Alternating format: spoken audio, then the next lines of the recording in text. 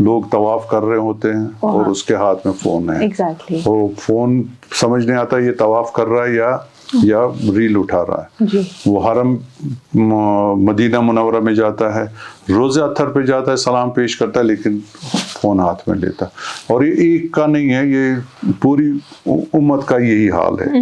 مطلب اگر ایک ساتھ 200 لوگ ہو تو کم سے کم 190 فونز ایکٹیو ہوں گے, لائیو ہوں گے. کہ ہم نے فرمایا, کہا جس نے عمرہ رمضان کے اندر کیا گویا اس نے جیسے میرے ساتھ حج کیا. مطلب اتنی فضیلت ہے عمرہ کی. عمرہ اصل میں آپ کو پتا ہے 2-3 گھنٹے کا, 1 دن کا کام ہے, لیکن اب یہاں پر 1 مہینے جانا عمرہ ایسا کوئی یہ نہیں ہے. اگر لوگوں کو جانا ہے اور اس دعا میں شریک ہونا ہے جو حضور نبی علیہ الصلوۃ والسلام نے دعا فرمائی ہے, تو اس میں شریک ہونے کے لیے آپ 2 دن, 1 دن مکہ اور 1 دن مدینہ, 2 دن واپس آ سکتے. ان لوگوں کے لیے جن کے پاس وقت نہیں ہے.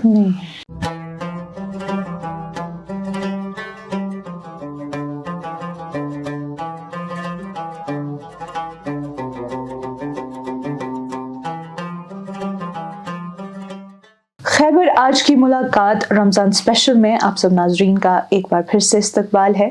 میں ہوں آپ کی میزبان امائمہ ریشی. ناظرین, جیسا کہ آپ سب جانتے ہیں, رمضان کا مہینہ چل رہا ہے جو برکتوں, دعاؤں, صبر اور خود کو بہتر بنانے کا ایک مہینہ ہوتا ہے. ہر سال کی طرح اس سال بھی ہم یہ شمارے آپ تک پہنچاتے ہیں. رمضان کے حوالے سے کئی چیزوں پر بات کرتے ہیں, اور اسی سلسلے میں جو آج ہمارے ساتھ جڑے ہوئے ہیں وہ ہے الخدام کے اونر اور Jammu and Kashmir Hajj and عمرہ کمپنیز کے پریزیڈنٹ فیروز شیخ صاحب. فیروز صاحب, آپ کا اس شمارے میں خیر مقدم. شکریہ, آپ کا بہت بہت شکریہ, اس آرگنائزیشن کا شکریہ, اس پروگرام کا شکریہ. فیروز صاحب, میں شروع کروں گی آپ سے پوچھتے ہوئے. سب سے پہلے تو آپ مجھے اپنے بارے میں کچھ بتائیں. جو الخدام ہے اس کی شروعات کیسے ہوئی؟ الخدام کی شروعات اتفاق ہی ہو گیا تھا. وہ آج سے 25 سال پرانی بات ہے. میں حج پہ گیا تھا, سیدھے نارمل حج پہ, جیسے حج کمیٹی کے ساتھ سب لوگ جاتے ہیں. میں بھی ویسے ہی گیا تھا, میرے ساتھ میری فیملی بھی ساتھ تھی, میرے والدین وغیرہ سب تھے. تو وہاں پر جو میں نے دیکھا, جس طرح سے مشکلات کا سامنا کرنا پڑ رہا تھا لوگوں کو, خاص طور پہ کشمیری حاجیوں کی, میں کنسرن کشمیری حاجیوں کی تھا.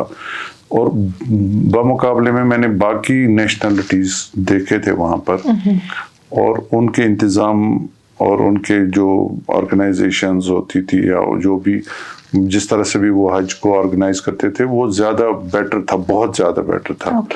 تو اس سے مجھے تھوڑا سا یہ انسپائریشن مل گئی کہ کیا کاش ایسا ہو سکتا ہے کہ ہم کشمیری حجاج کے لیے, کشمیری حاجوں کے لیے وہاں پہ سعودی عرب میں بیٹر سے فیسلٹیز کریٹ کر سکیں.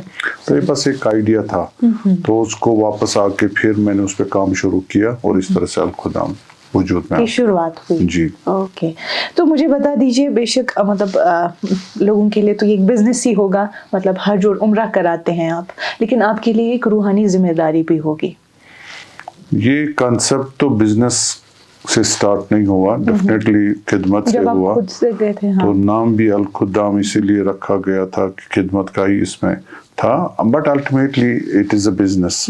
ایسا تو نہیں ہو سکتا کہ فری ہم خدمت کر سکے, پاسبل بھی نہیں ہے. تو بٹ مین جو پرائم اس کا مقصد ہے وہ خدمت ہے لوگوں کی. بٹ الحمدللہ وی ارن آلسو, اس پہ پیسہ بھی پھر آ ہی جاتا ہے, لیکن بیسک خدمت کا ہی مقصد ہے, ابھی بھی ہے انشاءاللہ ویسا ہی. تو جب آپ خود جاتے ہیں, آپ اپنی عبادت کیسے مینیج کرتے ہیں؟ وہاں مجھے تو کسی کو گود میں تو نہیں لے کر جانا ہوتا ہے, سب لوگ ہوتے ہیں, تو ہم وہاں پر ہماری پریزنس ہی کافی ہوتی ہے کہ اس سے لوگوں کو یہ تسلی ہوتا ہے کہ یہ ہمارے ساتھ ہیں. باقی ہم اپنا کام سیدھے کرتے ہیں, کھاتے پیتے, نماز, حرم. مجھے آپ ایک پورا اس کا اسکیڈول بتا دیجئے, آپ یہ سب کیسے مینیج کرتے ہیں, وہ حج ہو یا عمرہ ہو؟ और इसका एक शेड्यूल रहता होगा टिकटिंग का, जी। या जो तैयारियां होती है उम्रा पे जाने से पहले या हज पे जाने से पहले, फिर वहाँ पे होटल्स बुक करना, उनका रहन सहन देखना, एक पूरा एक रूटीन होता होगा जो आपको ये मैनेज करना बिल्कुल पड़ता दो होगा। बड़े बड़े बहुत बड़े सब्जेक्ट्स हैं। एक उम्रा इज सेपरेट एंड हज इज सेपरेट। जी। हज में गवर्नमेंट्स इन्वॉल्व होती है, स्टेट्स इन्वॉल्व होती है, चाहे वो सऊदी हुकूमत हो या फिर दुनिया की जितनी भी हुकूमतें हैं वो इन्वॉल्व हो जाती हैं हज वाले एस्पेक्ट में। उम्रा इज़ वेरी सिंपल। उम्रा वहाँ पर कोई जो कंपनीज होती है, प्राइम कंपनीज होती है, उन्हें कोटा दिया जाता है उम्रा वीज़ा का, वो सबलेट करती है फिर दुनिया भर की जितनी भी कंपनीज हैं। फॉर एग्जांपल मेरी प्राइम कंपनी काइद है सऊदी अरब में, ओके। तो वो फिर सबलेट करके हर दुनिया में अपने अपने लोगों को, अपने एजेंट्स को सबलेट करती है। तो उन्होंने मुझे अल खुदाम को सबलेट किया इंडिया के लिए। ओके। तो हम अपलोड करते हैं उनके जो भी पैसेंजर जाने वाले होते हैं उनका डिटेल अपलोड करके वो वीज़ा हासिल कर सकते हैं। फिर एयरलाइंस के साथ अलग कांटेक्ट होता है कि एयरलाइंस उनकी टिकटें, जैसे ग्रुप हमारा 40 लोग हैं तो उसकी टिकटिंग बुक करते हैं एयरलाइंस के साथ, और फिर जिन होटलों में रखते हैं तो उन होटलों के साथ। तो 2 4 5 सर्विस प्रोवाइडर्स मिला के पूरा एक प्रोग्राम को अंजाम देते हैं। तो ये सारा करना होता है। ये जो ट्रैवल कंपनी है, जो प्राइम कंपनी है जैसे अल खुदाम है, इसकी जिम्मेदारी है ये सारी कोऑर्डिनेशन करना है।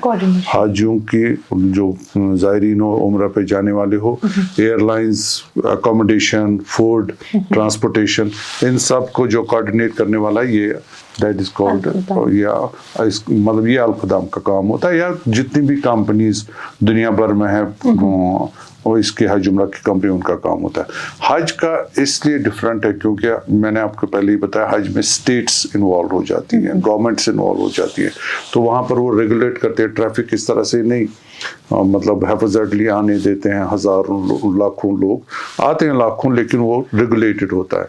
जैसे उन्होंने कोटा रखा हुआ, हर कंट्री का अपना अपना कोटा है। इंडिया का कोटा 1,75,000 हाजीज है, उसमें प्रोपोर्शनेटली वो थोड़ा सा प्राइवेट कंपनीज को देते हैं, बाकी गवर्नमेंट जो हज कमेटी होता है उनको देते हैं। तो प्राइवेट कंपनीज को जो कोटा मिलता है तो वो 800-900 कंपनीज थ्रू आउट इंडिया है, उनको कोटा उनमें डिस्ट्रीब्यूट हो जाता है। तो उसमें भी एक बाकायदा एक उन्होंने एक रेगुलेशन बनाया है कि आपको एयरलाइंस की टिकट कब खरीदनी है, कब उनका एकोमोडेशन मक्का में सर्टन होना चाहिए, मीना के अंदर, अरफात के अंदर जो 5 दिन हज है उसकी जगह तय करनी है, उसको पे करना है। ये सारी पेमेंट्स जब आपकी पूरी कंप्लीट हो जाएगी तो ये अपलोड करनी होती है सिस्टम पे। तो वहाँ पर जब सारी पेमेंट्स अपलोड हो जाएगी तो वो ग्रीन हो जाएगा।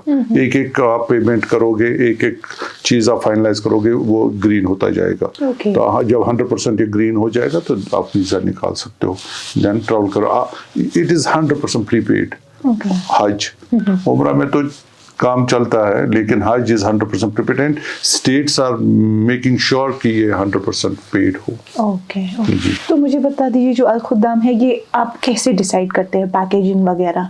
जैसे कि आपने अभी बताया इसका एक पूरा सिस्टम है टिकटिंग का, या वहाँ जो होटल्स मैनेज करने होते हैं। फॉर एग्जांपल मुझे इस साल का कोटा है तो मैं डिसाइड करता हूँ, मैं मेरी अल खुदाम की जो क्लाइंटील है, जो मेरा कस्टमर बेस है, तो मेरा कैसा कस्टमर बेस है, मेरा कस्टमर कैसा है, उसको फैसिलिटी चाहिए या उसको बजट चाहिए, बजट देखना है, उसका बजट मैटर करता है। तो उस बेसिस पे हम पैकेज बनाते हैं। जो उनको बजट चाहिए तो उनको आप डेफिनेटली स्टार एकोमोडेशन नहीं दे सकते हो, या स्टार में कैटेगरी बॉटम वाली कैटेगरी, नीचे वाली कैटेगरी दोगे। एयरलाइंस उसी हिसाब से सिलेक्ट करोगे जो सस्ती वाली एयरलाइंस हो, फिर खाना भी उसी हिसाब से सिलेक्ट किया जाएगा। तो वो हम उनके लिए बजट पैकेज बनाते हैं। चूँकि अल खुदाम का पहले दिन से एक मखसूस ये रहा कि हम सर्विस ओरिएंटेड कंपनी है जिसमें टॉप ऑफ द लाइन जो टॉप नॉच कंपनीज है उनसे सर्विसेज लेते हैं, तो वो डेफिनेटली हायर साइड पे, एक्सपेंसिव साइड पे पैकेजेस हमारे ज़्यादा आते हैं. अब अगर हम लोगों को बोल भी रहे हैं कि हम बजट पैकेज बनाना चाहते हैं, लोग हमारे पास आते नहीं वो, क्योंकि उनको एक इमेज बनी है कि अल खुदाम के पास जाएंगे तो वहाँ पर एक्सपेंसिव पैकेजेस होंगे. तो जो जिनको वो वाले पैकेज चाहिए होंगे वो डायरेक्टली हमारे पास आते हैं. तो अब एक रूटीन बन गई है. फॉर एग्जांपल अल खुदाम का जब से हम वजूद में आ गए, अल खुदाम जब से बनाई हमने, तो उधर एक होटल था गेट नंबर 1, हरम के 100 गेट है अप्रॉक्सीमेटली, बाब उनको कहते हैं. गेट नंबर 1 के सामने एक होटल हुआ करता था. उस होटल का नाम था होटल अजीज खोगीर. तो इत्तेफाक से हमें वो कंपनी मिली जिनका वो खुद का था. ठीक. अल हुसाम उस कंपनी का नाम. अल हुसाम सऊदी कंपनी है, जहाँ से मैंने सीखा, जहाँ से मैंने ये सारा सिलसिला स्टार्ट किया. तो उस कंपनी से राब्ता होने के बाद उनकी खुद की होटल थी अजीज खोगीर. उन दिनों बहुत बड़ी होटल हुआ करती थी, 350 रूम्स थे अप्रॉक्सीमेटली. उस एरिया में सबसे बड़ी होटल थी. तो हम पहले साल जब हमने लिया तो उसी होटल में हमने हजू को रखा. तो जब वापस आ गए तो फीडबैक ये मिला कि बहुत नज़दीक उन्होंने रखा और वॉकेबल डिस्टेंस था. मतलब लोग रूम्स में जूते या जो भी फुटवेयर था रखते, फिर हरम जाते थे. जूते लेकर नहीं जाते, इतने नज़दीक थे हम. कन्वीनियंट हो जाता था. वो कन्वीनियंट. तो वो एक इमेज बन गई कि ये नियरेस्ट देते हैं और बेस्ट एकोमोडेशन देते हैं. फिर वो होटल मुनद्दिम हो गई, हटा दी वहाँ से. तो उसके साथ पीछे एक फोर्ट था, वहाँ पर किला था, वो सल्तनत उस्मानिया का था. उनका गवर्नर हुआ करता था.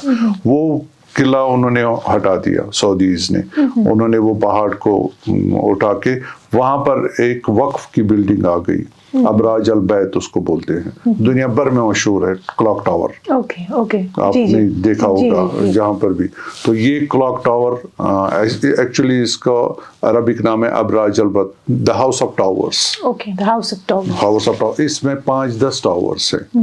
तो बीच वाला जो टावर जिस पे गड़ी है उसका नाम है क्लॉक टावर. तो सबसे पहला टावर जो इस टावर्स में 5-8 टावर्स में स्टार्ट हो गया, दैट वाज जमजम टावर्स. तो वो भी आप मशहूर था कि आपने सुना होगा जमजम टावर. तो पहला जब जमजम टावर स्टार्ट हो गया तो अल्हम्दुलिल्लाह अल्लाह ने ऐसे आसानी फरमाई कि जो सबसे पहला ग्रुप वहाँ पर हो गया, एंटर किया था, जो एकोमोडेशन जिस पहले ग्रुप को मिली थी वो अल खुदाम का था थ्रू आउट वर्ल्ड. तो we have been given VIP treatment हमारे उस साल के हाजियों को, क्योंकि इट वाज प्रेस्टिजियस एकोमोडेशन और पहली एकोमोडेशन थी और पहला ग्रुप था, तो we were treated like that. So अल्हम्दुलिल्लाह वो जमजम का फिर 5-6 साल वो रहा. इन द मीन टाइम बाकी टावर्स भी आना शुरू हो गया. तो 2012 में ये क्लॉक टावर आ गया. तो I shifted to clock tower from Zamzam. अब पुराना हो चुका था, तो इसलिए मैंने क्लॉक टावर में शिफ्ट किया. तो इस तरह से अल खुदाम जिधर भी प्राइम प्रॉपर्टीज थी, प्राइम लोकेशन हुआ करती थी, वो यूज टू सिलेक्ट दैट. तो वो एक फिर बेस लाइन बन गई. कस्टमर्स को जिनको भी नज़दीक और बेस्ट चाहिए वो इसलिए अल खुदाम के पास आते हैं.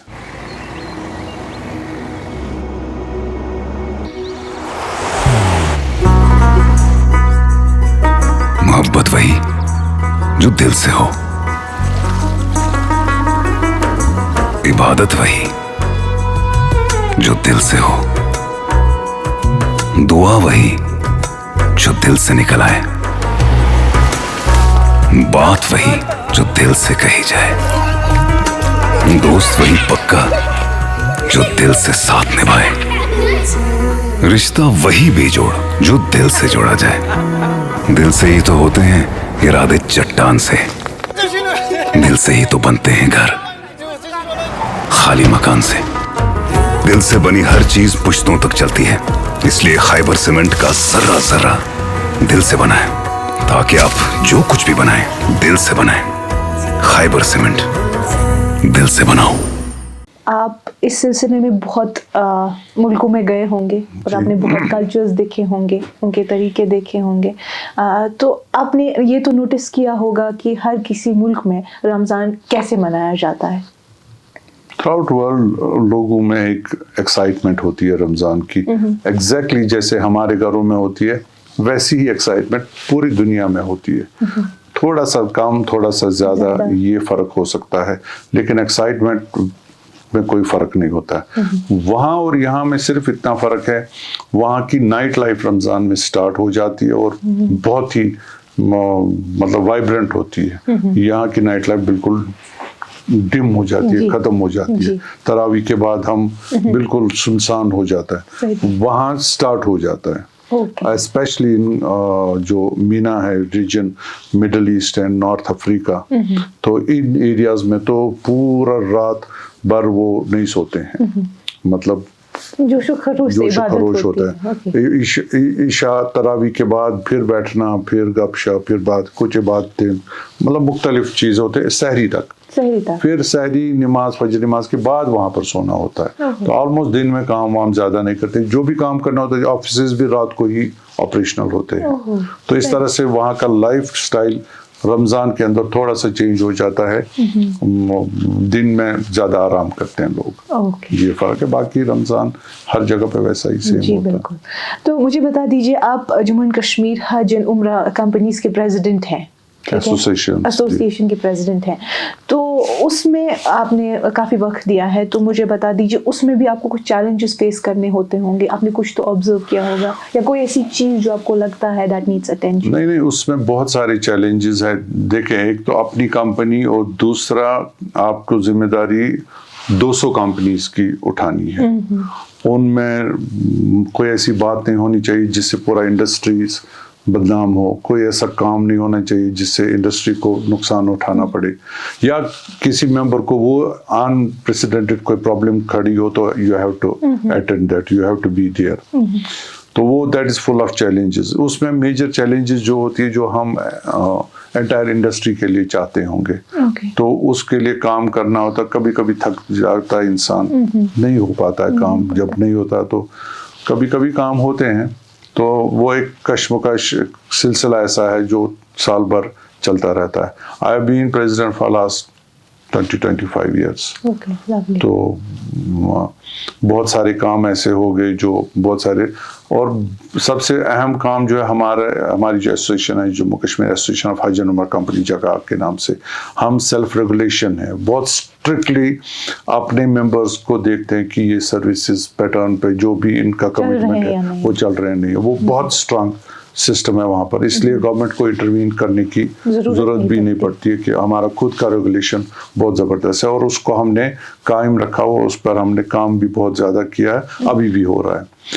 پھر جو گورنمنٹ کے ساتھ ہمارے کام ہے, جیسے ہماری ایک بہت لانگ سٹینڈنگ ایک ڈیمانڈ ہے ایئرپورٹ کا, انٹرنیشنل ایئرپورٹ سری نگر کا انٹرنیشنل ایئرپورٹ, جس کی وجہ سے نہ ہونے کی وجہ سے بہت ساری مشکلات ہمارے حاجیوں کو بھی اور ہم کو بھی اٹھانی پڑتی. تو وہ بھی ہم لگاتار اسی پروسیس میں ہے. تو اس طرح سے, اور پھر یہ حج جو ہی کوئی ریگولیشنز آتی ہے تو اپنے لوگوں تک, یا عمرہ کی کوئی ریگولیشن ہے وہاں پر کوئی پریشانی ہو تو وہ ہمیں دیکھنی پڑتی ہے. وہ بھی ایک مسلسل فل ٹائم جاب ہے. تو ابھی کوئی ایسی چیز جس کو آپ کو لگتا ہے یا آپ کی ایسوسیشن کو لگتا ہے دیٹ نیڈس اٹینشن؟ میجر جو ہماری ابھی ضرورت ہے وہ یہی ایئرپورٹ کی ضرورت ہے, بہت زیادہ ضرورت ہے ایئرپورٹ کی. گورنمنٹ کو اب یہ بتایا کیا وجہ ہے, وہ ابھی تک اس میں ہرڈلز کیا کیا ہے, تو وہ نہیں ریموو پر. میجر ہمارا یہی ہے, اور باقی الحمدللہ کام چل رہا ہے, باقی ٹھیک ہے. میرا ایک سوال ہے آپ سے فیروز صاحب, چونکہ آپ جاتے ہوں گے پلگرمز کے ساتھ, آپ وہاں پہ نوٹس کرتے ہوں گے جب سے ٹیکنالوجی کا رجحان بڑھ گیا ہے, کافی چیزیں آ گئی ہیں, تو یہ جو ویڈیوگرافی ہے یا فوٹوگرافی ہے یہ کافی عام ہو گئی ہے. تو جب لوگ عمرہ یا حج پہ جاتے ہیں وہاں, آپ کو نہیں لگتا, اگر میں آپ کے اسٹانس سے پوچھوں یا اسپرچولی بولوں, یا لوگ ایموشنلی وہاں زیادہ کنیکٹ کر پاتے ہیں because it's a spiritual place, تو آپ کو کیا لگتا ہے, کیا یہ ایک ایسی چیز ہے جو انسان اس ٹیکنالوجی کے ذریعے کیپچر کرنے کی کوشش کرتا ہے, یا کہیں نہ کہیں یہ چیز وہ اسپرچوئل ایسنس چھین لیتی ہے؟ نہیں, ڈیفینیٹلی اس میں جو اسپرچوئل ایسنس جس کی بات آپ کر چھین لیتے وہ تو ہے ہی. آئے دن ہم انسٹاگرام یا سوشل میڈیا اتنا عام ہو گیا کہ لوگ طواف کر رہے ہوتے ہیں اور اس کے ہاتھ میں فون ہے. ایگزیکٹلی, وہ فون سمجھ نہیں آتا یہ طواف کر رہا ہے یا या रील उठा रहा है। जी। मदीना मुनव्वरा में जाता है, रोज़े अत्थर पे जाता है, सलाम पेश करता है, लेकिन फ़ोन हाथ में लेता। और ये एक का नहीं है, ये पूरी उम्मत का यही हाल है। मतलब अगर एक साथ 200 लोग हो तो कम से कम 190 फ़ोन्स एक्टिव होंगे, लाइव होंगे। अब उन्होंने रेगुलेशन बनाया, कोई कानून बनाया कि अभी सुनने में आया था लास्ट 2 मंथ से पहले कि, लेकिन मुझे नहीं लगता अभी ज़ाहिरी तौर पे उस पे उतना। एक ज़माना ऐसा था कि बिल्कुल नहीं ऑन कर सकते थे। मैं आपको एक किस्सा बताना चाहूँगा कि मैंने वीडियो कैमरा लाया, नया वीडियो कैमरा लाया, तो मैं बहुत खुश था कि मैंने वीडियो कैमरा लाया, तो मैं शूटिंग करने लगा खाने काबा की। मेरे साथ और भी 1-2 दोस्त थे। एक दोस्त मीडिया से रिलेटेड है, मीडिया हाउस के, एक बहुत बड़े मीडिया हाउस के हेड है, वो भी मेरे साथ थे। तो हम इकट्ठे थे। तो we have been taken by police, 2 घंटे हमें बंद रखा। कि आप शूटिंग क्यों कर रहे थे। फिर उन्होंने वो शूटिंग को देखा, कंटेंट देखा, फिर देखा ये ऐसी शूटिंग। हमने बोला है हम ये शूटिंग इसलिए लोगों को दिखा रहे हैं, वहाँ पर लोग इसको देखकर, खाने काबा को देखकर वो खुशी महसूस कर रहे हैं। तो बहुत समझाने के बाद फिर उन्होंने हमें जाने दिया। तो मैं ये कह रहा था कि इतना स्ट्रिक्टनेस था, लेकिन फोन आने की वजह से अब पॉसिबल नहीं है। हर एक के पास 1-1, 2-2 फोन होते थे, ये तो कैमरास होते, तो इसलिए अब मुमकिन नहीं है इसको रोकना। ये लोगों को ही अगर खुद ऐसे फीलिंग आए तो रोक सकते हैं। जो आपके साथ ग्रुप होते हैं, आप कोशिश करते हैं कि वो ऐसा ना ही करें? नहीं, ये मुझे लग रहा है ये आप इंटरफेरेंस हो जाएगी। अगर मैं अपने हाजियों को मैं उनको नसीहत या एडवाइस के हद तक तो बोल सकता हूँ, लेकिन उनको ये कह सकता हूँ कि आप नहीं यूज कर सकते, ये नहीं पॉसिबल है। हम उनको बोलते हैं, आपस में अक्सर लोग बातें करते हैं। कंपैरेटिवली कश्मीरी कम करते हैं, कंपैरेटिवली कम करते हैं जो बाकी लोग हैं, खासतौर पे ईरान, इराक, ये लोग जो हैं वो बहुत ज्यादा इस्तेमाल करते हैं मोस्टली।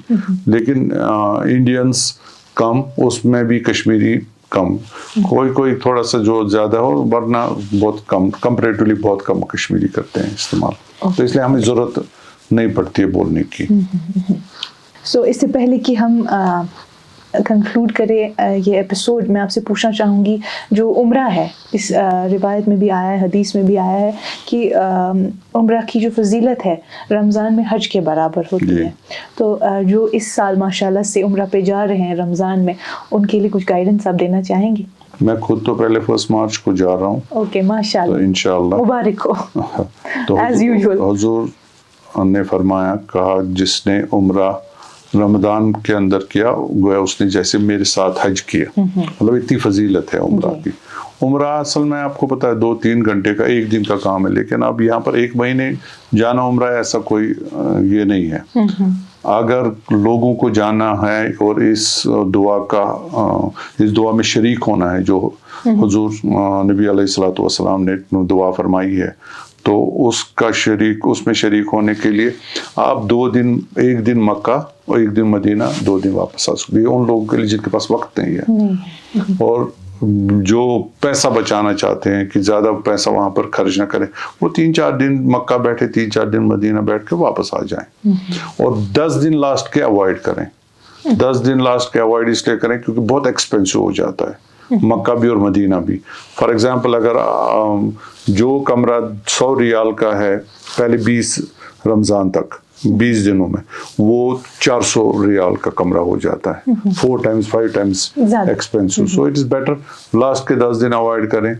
आप 5-6 दिन के लिए जाना चाहते हो, 7 दिन के लिए जाना चाहते हो, और कोई ज़रूरी नहीं आप ग्रुप में चले जाओ, आप अकेले भी जा सकते हो, फैमिली जा सकती है। बहुत ही मतलब दुनिया की सबसे सेफ जगह अगर है वो हरमैन है, और जिसकी गारंटी अल्लाह ने खुद दी है, कसम इसके पीस की खाई है। तो इसलिए मुझे नहीं लगता लोगों का ग्रुप का इंतजार करना पड़े, क्योंकि ग्रुप्स अक्सर 20 दिन के लिए, 25 दिन के लिए, महीने के लिए सब लोगों के लिए कन्वीनियंट नहीं है। 20-20, 25-25 दिन तो वो जा सकते हैं, इस दुआ में शरीक हो सकते हैं। 2 दिन के लिए मक्का गए, 3 दिन के लिए मक्का गए और 3 दिन मक्का। ऐसे भी लोग दुनिया में हैं जिनकी उम्र 60, 70, 80 साल है और 40 सालों से लगातार उम्रा करते हैं, रमज़ान के अंदर करते हैं। और एक और बात मैं आपको ज़ाती तजुर्बा भी बताऊंगा, जिस कारोबार से, जिस पैसे से इस उम्रा पे खर्चा किया जाए उसमें कमी कभी भी नहीं होगी, बरकत होती है। और ये पैसा आपको लगेगा नहीं मैंने कमाया, ये पैसा खुद ब खुद अल्लाह इसका इंतज़ाम करता है, लेकिन उम्मीद और इस पर यकीन होना चाहिए। तो इसलिए हर एक इंसान को, हर एक मुसलमान को पहली फुर्सत में उम्रा, चाहे रमज़ान और रमज़ान के बगैर उम्रा करना चाहिए, खाने काब की ज़ियारत करना चाहिए, रोज़ा अतर की ज़ियारत करनी चाहिए, फिर हज का तमन्ना करें।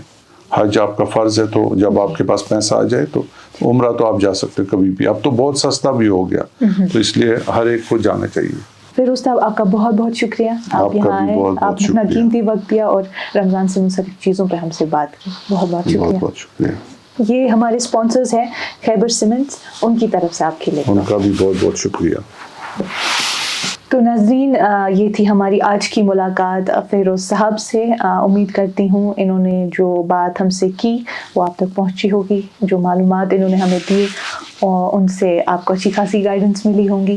फ़िलहाल आज के लिए इतना ही, दुआओं में याद रखिएगा। मिलेंगे एक और शुमारे में, तब तक के लिए अल्लाह हाफ़िज़ और बने रहिए कश्मीर लाइव के साथ।